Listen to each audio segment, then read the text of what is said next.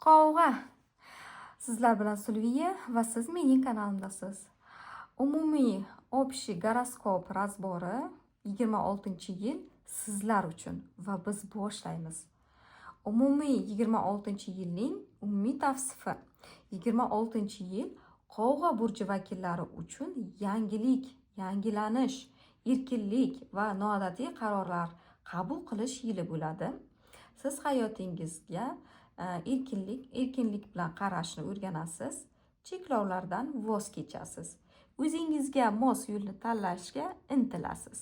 Bu yil o'zingizni topish uchun muhim yil, yo'lingizni topish uchun muhim yil. Paytdan foydalaning. Ish va martaba. Kasbiy sohada kutilmagan keskin o'zgarishlar va yangi imkoniyatlar paydo bo'lishi mumkin. Texnologiya, internet, ijod, jamoaviy va innovatsion loyihalar omadli kechadi. Ish yo'nalishini o'zgartirishingiz yoki noodatiy loyiha boshlashingiz mumkin. G'oyalaringizni amaliy reja bilan mustahkamlang. G'oyalar bo'yicha, noodatiy g'oyalarni ham qabul qilish bo'yicha, hurmatli Qovg'a burjlari vakillari, sizlar birinchi o'rinda turasizlar. Har doim sizda kreativ fikrlar bo'lgan.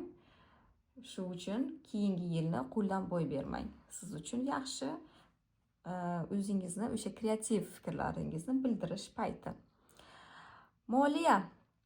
Moliyaviy holat o'zgaruvchan bo'ladi.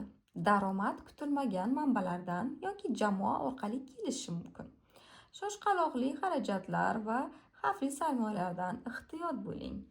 Moliyada moslashuvchan bo'ling va zaxira jamg'armasini o'zingiz uchun yarating. Sevgi va munosabatlar. Shaxsiy hayotda kutilmagan tanishuvlar va burilishlar bo'lishi mumkin. Keskin o'zgarishlar bo'lishi mumkin. Munosabatlarda do'stlik, tenglik va erkinlik muhim ahamiyatga ega bo'ladi.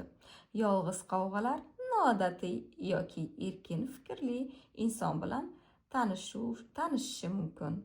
Va bundan tashqari sizda judayam his-tuyg'ularga boy roman bo'lishi mumkin. E'tibor bering. Omad sizlarga. Shaxsiy rivojlanish. 2026-yil o'zini anglash, tajriba va ichki o'sish uchun qulay payt. Psixologiya, ruhiy bilimlar, yangi texnologiyalarga chiqish intilishi ortadi. Yangi qobiliyatlaringizni kashf qilasiz. Sog'liq, asab tizimi va uyquga e'tibor bering. Ruhiy charchash ehtimoli bor. Dam olish siz uchun muhim rol o'ynaydi. Toza havo, sayr va nafas mashqlari foydali bo'ladi. Ichki muvozanat sog'liq garovidir. Hurmatli Qovg'a burj vakillari, bu polner to'liq razbor goroskopi 26-yil sizlar uchun edi. Izohlarda fikringizni qoldiring. YouTube kanalimga obuna bo'ling va men sizlar bilan xayrlashaman.